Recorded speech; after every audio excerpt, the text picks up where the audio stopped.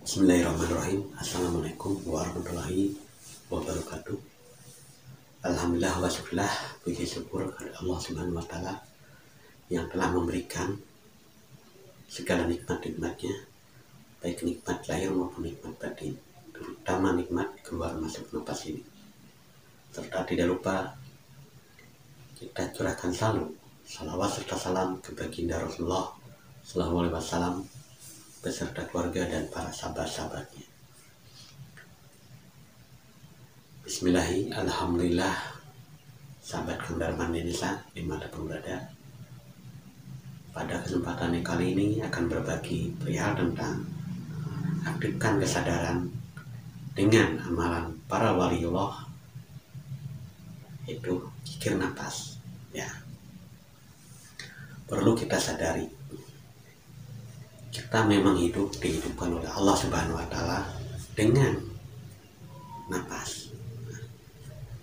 Karena nafas adalah salah satu motor penggerak jasad kita secara syariat. Pada hakikatnya ya Allah yang menggerakkan kita. Namun Allah menciptakan nafas untuk melengkapi kehidupan atau geraknya jasad ini. Maka daripada itu, sahabat Kendarman Desa, khususnya para pengamal zikir nafas, mari kita sama-sama untuk belajar dan terus belajar mengaktifkan kesadaran. Nah, bila mana kesadaran kita sudah aktif dan duduknya kesadaran itu adalah di jiwa. Jiwa sebagai penyaksi, jiwa yang menyaksikan segala aktivitas anggota badan yang disebut dengan jasad. Nah, sedangkan apa yang disebut dengan kesadaran, yaitu yang selalu memonitor dan menyaksikan gerak-geriknya jasadiah, yaitu yang ada di dalam diri kita seperti pikiran, perasaan, dan nafsu atau ego diri. Nah, disinilah kita di dalam belajar mengamalkan zikir nafas, amalannya para waliullah.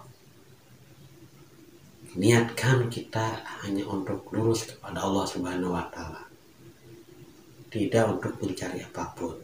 Nah, step by step apa yang telah diajarkan oleh pembimbing kita, yaitu kurikulum untuk mengamalkan zikir nafas, yaitu level 1, level 2, level 3 sampai level 4 sampai sibeko.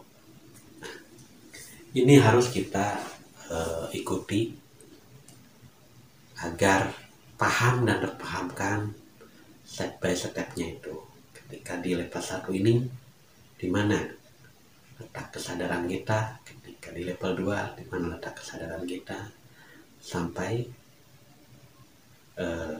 mencapai kesadaran hakiki untuk menyaksikan Allah di level 3, dan sampai kepada level kesadaran hak yang benar, karena di situ yang ada hanya kekuatan Allah dan yang ada hanya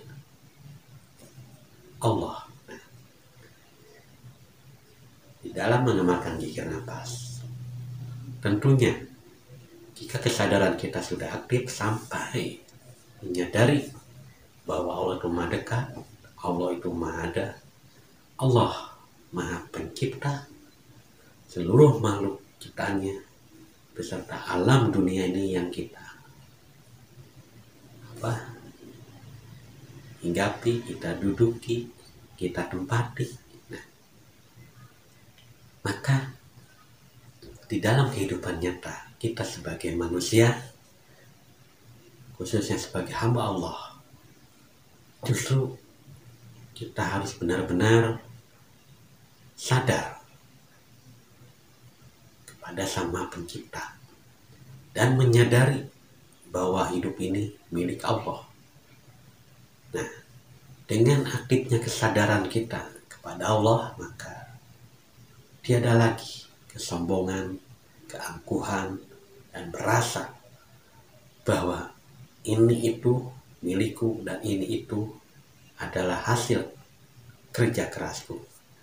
Itu tidak ada, tapi sadar bahwa ini itu semuanya milik Allah karena Allah dan diberi oleh Allah. Nah, jika aktif kesadaran kita untuk selalu menyadari Allah yang maha dekat dan Allah yang maha kuasa, maka selalu sadar dan menyadari serta menerima apapun yang terjadi di dalam kehidupan diri kita masing-masing, itu semua adalah amal Allah atau perbuatan Allah, dan sadar kepada Allah yang telah menciptakan segala-galanya, karena Allah maha berkehendak. Disinilah kita harus benar-benar mengaktifkan kesadaran kita agar mencapai kesadaran yang hakiki, yaitu sadar Allah, dengan perjalanan rohani yang diaktifasi dengan amalan para waliullah, yaitu zikir nafas. Sehingga aktiflah kesadaran kita dan selalu menyadari dan selalu menyaksikan Allah di dalam kehidupan nyata kita, di setiap langkah kita.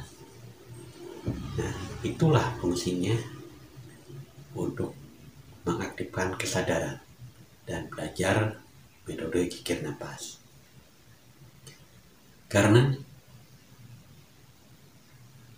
nafas ini adalah salah satu sarana yang terdekat dan tercepat untuk mengaktifkan kesadaran dan menyaksikan Allah yang maha dekat. Sahabat Kang Darman di desa, dimanapun berada, di dalam berketuhanan dengan mengamalkan zikir nafas, seyogyanya kita harus bersungguh-sungguh untuk sadar pada Allah dan niatkan selalu hanya lurus kepada Allah, bukan untuk mencari apapun. Namun di dalam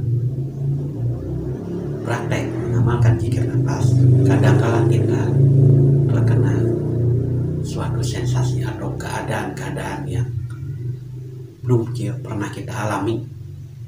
Kadang-kala ya masa lalu muncul, keinginan kita muncul. Nah, karena itu ada suatu keinginan atau niat yang lain, maka saya tekankan di sini, mari kita sama-sama belajar mengamalkan zikir nafas, niatkan hanya untuk lurus kepada Allah, sehingga kita akan dibimbing langsung oleh Allah Subhanahu wa Ta'ala di dalam perjalanan rohani kita.